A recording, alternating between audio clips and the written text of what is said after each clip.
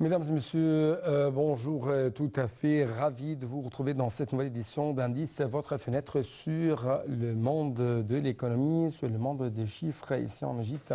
En fait, l'Égypte augmente de 49% du budget d'aide et de protection sociale pour compenser l'inflation durant le prochain exercice, et ça selon les directives, des instructions du président égyptien Abdel Fattah el-Sisi. En même temps, on trouve que Standard & Poor's s'attend à un taux de croissance économique moyen de 4% par an pendant les 3 prochaines années. Également, cette institution financière de notation maintient la note de l'Égypte AB, mais en même temps a revisé à la baisse ça, plutôt ses perspectives de stable à négative concernant la dette égyptienne. C'est ce qu'on va savoir ensemble durant les prochaines minutes, mais à travers quand même l'intervention de notre invité de marque, M. Jean Messeha, le grand analyste politique et économique. M. Jean Messeha, bonjour et ravi de vous retrouver dans cette édition.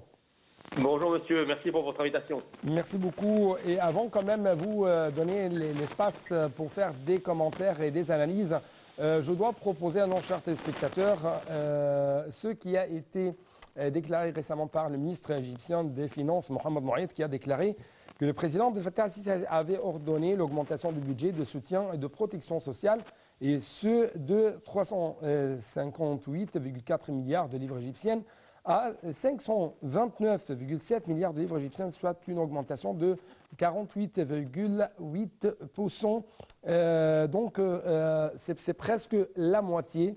Mais tout d'abord, nous devons, point par point, essayer d'analyser, faire des commentaires concernant les différentes dimensions de cette décision. Donc, ma question porte sur M. Jean Messeha. Comment vous estimez l'importance de cette décision de point de vue timing et à quel point cette décision peut représenter un bloc contre les vagues inflationnistes importées de l'étranger et qui frappent l'économie égyptienne, qui touchent négativement la vie quotidienne des citoyens égyptiens? Écoutez, sur le plan économique, il n'y a pas 36 façons de lutter contre l'inflation. Vous avez évidemment lutter contre les effets de l'inflation en aval, c'est-à-dire en apportant un soutien à tous les secteurs économiques qui sont victimes de cette inflation, à commencer par les ménages les plus défavorisés, également les circuits d'approvisionnement qui peuvent également bénéficier de ces mesures. Mais en fait, la principale lutte contre l'inflation doit se faire par le biais monétaire. C'est-à-dire qu'il faut que l'Égypte commence à être fait, puisque la Banque centrale égyptienne a augmenté dans le sillage des autres banques centrales mondiales les taux d'intérêt pour refroidir l'activité économique. Mais en tout cas, les mesures proposées par le gouvernement égyptien vont dans le bon sens. Je ne sais pas si elles seront suffisantes parce qu'il y a quand même toujours une composante internationale, on va dire exogène de l'inflation, qui ne peut pas être appréhendée à travers les outils classiques de la politique économique. Donc les mesures vont dans le bon sens. Il faut maintenant attendre de voir quels seront les effets adverses de l'inflation importée sur l'Égypte. Et là, c'est une autre question. Également, il y a une autre question. Comment cette décision, qui presque doublait la somme allouée à la protection sociale, va permettre à l'État d'étendre les réseaux de protection sociale?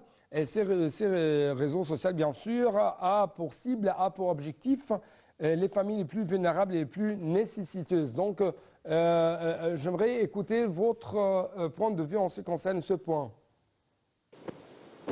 Vous savez, c'est toujours une bonne chose de mettre en place un système de sécurité sociale. Tous les grands pays ont un système de sécurité sociale et qui bénéficient évidemment aux personnes les plus fragiles, aux ménages les plus fragiles qui sont dans l'incapacité de se soigner.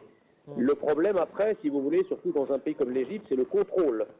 Parce que les dépenses sociales sont souvent des dépenses extrêmement importantes. On a du mal à les contrôler parce que comme il s'agit de problématiques de santé et de soins, etc., il y a une forme de retenue à faire un contrôle budgétaire comme sur un secteur classique, mais pourtant c'est indispensable. Je vous rappelle quand même que le premier à avoir instauré un système de protection sociale, c'était le président Nasser, il y a une cinquantaine d'années. Et évidemment, il y avait eu énormément d'abus. Il y avait eu des gens qui prenaient des médicaments dans les dispensaires d'État pour les revendre au marché noir. Donc l'idée, si vous voulez, est excellente, mais pour qu'elle reste excellente, il faut que l'État soit en mesure de mettre en place un système de contrôle drastique pour faire en sorte que chaque livre égyptienne dépensé dans le système social aille effectivement aux gens qui en ont besoin et non pas serve pour alimenter la contrebande et le marché noir. Oui, oui. En fait, ainsi, l'annonce du ministère des Finances de telles mesures intervient à quelques heures après que l'agence de notation de crédit Standard & Poor's a annoncé le maintien de la note de l'Égypte à B. Mais cette institution a reconsidéré ses estimations de degré de perspective de la dette égyptienne de stable à négatif. Donc ma question porte sur le pourquoi. Pourquoi cette agence de notation de crédit a annoncé le maintien de la note de l'Égypte à B, mais elle avait reconsidéré ses perspectives vis-à-vis de la dette égyptienne. Et qu'est-ce que ça veut dire ça et l'impact de ça sur l'économie ou le marché égyptien? En fait, vous savez que l'agence, pour vos téléspectateurs, il est bon de rappeler que les agences de notation, ils ont des revues régulières de l'ensemble des pays pour réviser ou non les notations des bons du Trésor et de la dette publique. Donc là, effectivement, l'agence Standard & Poor's, la bonne nouvelle, c'est qu'elle maintient la note de la dette égyptienne à B, avec une perspective qui risque effectivement d'être révisée dans les 12 prochains mois. Mais en fait, l'agence justifie cette nouvelle perspective par les importants besoins de financement du gouvernement égyptien pour 2023, comme d'ailleurs pour 2024, puisque ces besoins de financement sont estimés respectivement à 17 milliards de dollars pour 2023 et ensuite, je crois, 20 milliards pour 2024. Donc ce sont des besoins extrêmement importants, étant entendu que dans un contexte en plus de hausse des taux d'intérêt mondial et notamment des taux d'intérêt obligataires, le gouvernement égyptien consacre près de 40% de l'ensemble des revenus collectés au paiement des seuls intérêts de la dette. Donc la problématique de la dette publique en Égypte est quelque chose de très très important. Alors, si vous voulez, la bonne nouvelle quand même dans cette histoire, c'est qu'il y a un contexte, c'est-à-dire que certes, l'Égypte a un taux d'inflation galopant, certes, la croissance est fléchie légèrement, certes, l'endettement public augmente, le service de la dette augmente, mais enfin, l'Égypte dans la région reste quand même en relatif un pôle de stabilité, parce que si on compare évidemment les performances égyptiennes au monde occidental, on se dit qu'elle peut mieux faire. Mais en l'occurrence, ce n'est pas au monde occidental qu'il faut la comparer, c'est au monde régional. Puisque si vous prenez la situation qui règne au Liban, la situation qui règne en Syrie, la situation qui règne en Libye, au Soudan actuellement, on s'aperçoit quand même que dans la région du Proche et du Moyen-Orient, même si les performances de l'Égypte fléchissent légèrement par rapport à l'année précédente et à celle d'avant, elles restent quand même extrêmement solides dans un contexte de dégradation accélérée du contexte macroéconomique des pays environnants.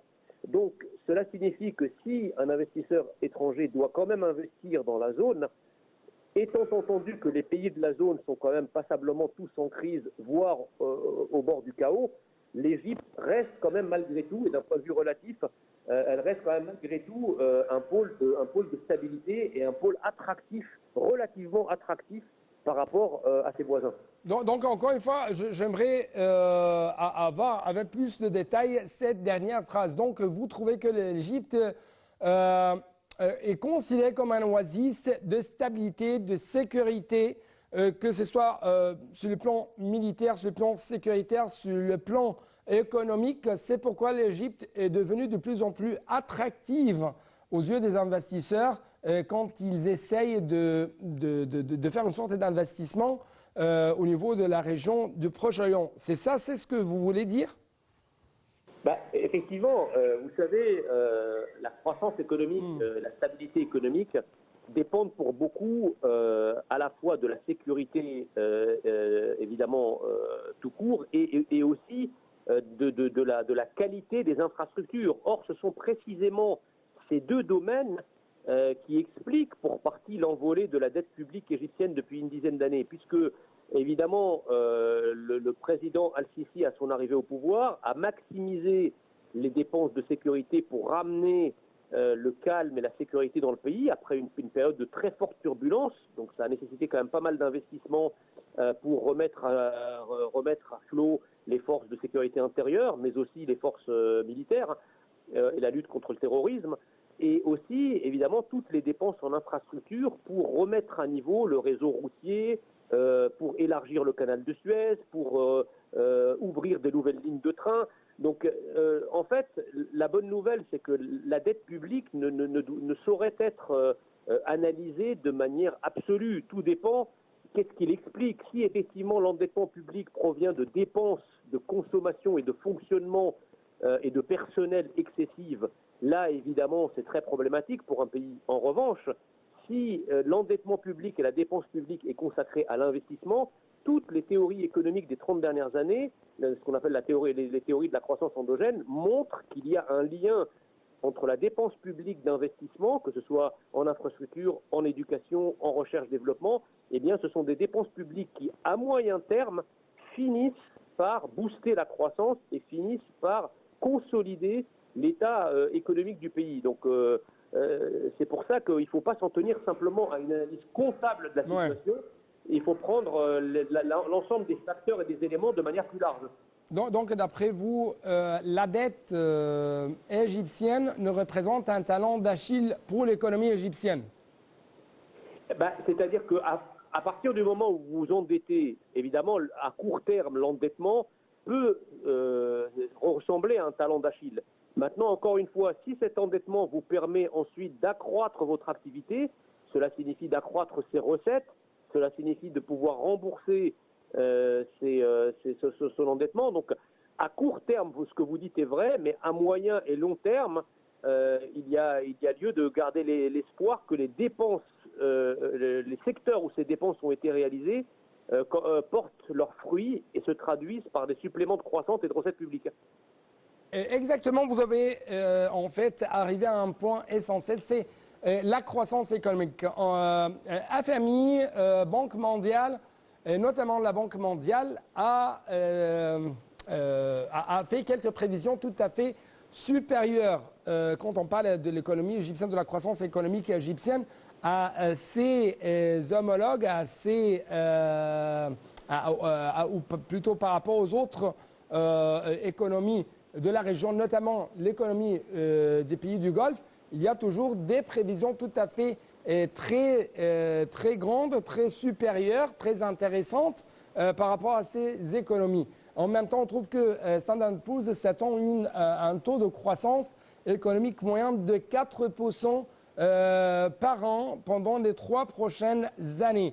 Il y a la Banque mondiale, par exemple, a dit que malgré les baisses des prévisions de croissance au niveau de Proche-Orient, au niveau même de l'Égypte, mais la Banque mondiale voit que l'Égypte va, si je peux dire, conduire la croissance économique au sein de Proche-Orient, et ça malgré les économies du pays du Golfe. En fait, disons que les pays du Golfe, ce sont des économies à part. Hein. Ce sont des économies pétrolières, des économies de rente qui ne ressemblent pas aux fondamentaux et à la structure économique égyptienne. En revanche, Il y a évidemment ce qui intéresse l'Égypte par rapport aux pays du Golfe, c'est qu'il y a une circulation de capitaux entre les pays du Golfe et l'Égypte, notamment à travers l'aide portée par l'Arabie Saoudite et les Émirats pour justement consolider le nouveau régime égyptien et la sécurité de l'Égypte.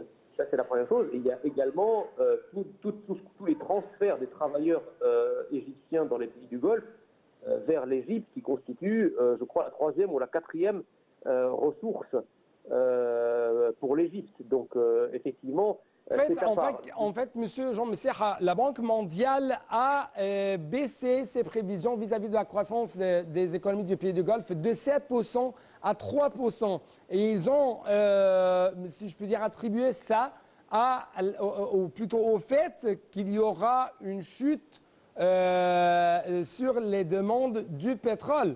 Alors que l'économie égyptienne, selon les rapports publiés par la Banque mondiale, et de plus en plus représente qu'elle est une économie résiliente, tout à fait diverse, une économie tout à fait très grande. Alors, c'est ce que j'allais vous dire. C'est-à-dire qu'effectivement, les pays du Golfe restent très dépendants vis-à-vis du cours du pétrole et de la demande mondiale du pétrole, ce qui est un avantage quand le cours du pétrole est élevé et la demande est élevée, qui leur assure des revenus colossaux, mais ce qui devient un handicap lorsque le cours du pétrole baisse et la demande mondiale baisse. Donc il semblerait que nous soyons dans ce contexte aujourd'hui, notamment par rapport à la demande mondiale. En revanche, s'agissant de l'Égypte, évidemment, l'Égypte est une économie qui ne dépend pas de matières premières et qui ne dépend pas du pétrole. C'est une économie qui dépend de ses propres ressources et de ses propres forces, notamment les forces économiques, notamment son secteur, enfin tout ce qui est l'éducatif, et de sa démographie.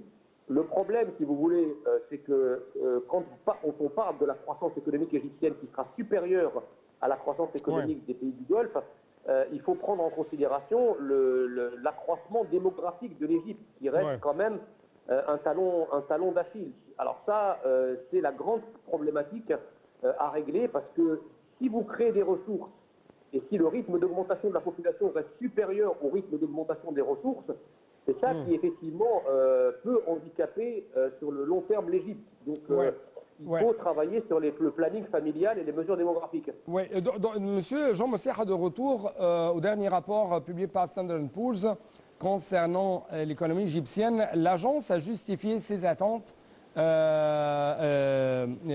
vis-à-vis de la croissance économique égyptienne ou vis-à-vis de la performance de l'économie égyptienne, a justifié ses attentes selon lesquelles le gouvernement égyptien aurait besoin d'un financement important en 2023-2024, estimé à 17 milliards de dollars et de 20 milliards de dollars respectivement. En réaction, le ministre égyptien des Finances a commenté que le gouvernement égyptien tenait à mettre en œuvre ce qu'il a annoncé en décembre 2022 concernant les réformes structurelles, en particulier le programme d'offres, et à attirer davantage d'investissements directs en complétant les politiques de contrôle financier, ce qui conduit, selon le ministre des Finances, à un afflux continuel de devises étrangères. Votre point de vue, votre explication concernant les craintes et les mesures qui vont être prises par le gouvernement égyptien afin de faire face à ces craintes internationales concernant l'économie égyptienne. Vous savez, il y a toujours une complémentarité entre la croissance économique, c'est-à-dire la capacité de l'économie égyptienne elle-même et des acteurs économiques égyptiens eux-mêmes à créer de la richesse, et l'attractivité que cela peut exercer sur l'international. La grande chose positive que le président Al-Sisi avait fait à son arrivée au pouvoir, c'est qu'il entendait réindustrialiser l'Égypte en remettant des barrières protectionnistes pour ressusciter des secteurs qui avaient quasiment disparu, comme l'industrie du meuble, par exemple. On se souvient de cette industrie florissante à Damiette qui a été totalement ravagée par la concurrence chinoise suite à l'ouverture des frontières économiques égyptiennes et à l'abaissement des barrières douanières. Je pense que le président Al-Sisi a bien fait de remettre des barrières protectionnistes, de renforcer les contrôles douaniers pour donner une chance à l'industrie égyptienne et aux producteurs égyptiens de pouvoir monter en gamme, de pouvoir monter en puissance en termes de création de richesse. Et une fois effectivement que la production égyptienne intérieure arrivera à maturité, elle doit être en cela aidée et bien évidemment par des investissements étrangers en amont, mais en fait ça enclenche un cercle vertueux.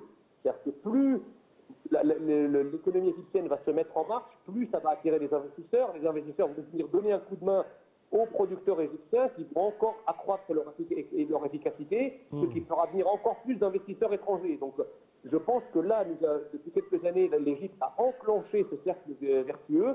Il faut maintenant continuer sur cette voie pour sortir de l'Égypte, et en tout cas les ménages les plus défavorisés, les sortir à la fois du chômage et de la misère. Ouais. Monsieur Voilà. Jean Messerha, je dois vous remercier infiniment pour de tels éclaircissements de votre part concernant l'économie égyptienne, concernant les prévisions qui ont été proposées récemment, que ce soit par le FMI, la Banque mondiale, et justement Standard & Poor's, S&P. C'est pourquoi, encore une fois, merci beaucoup pour de telles lumières que vous avez faites pour notre cher téléspectateur. Donc, c'était tout pour cette édition et permettez-moi de vous remercier infiniment. Il ne me reste que vous dire à la prochaine.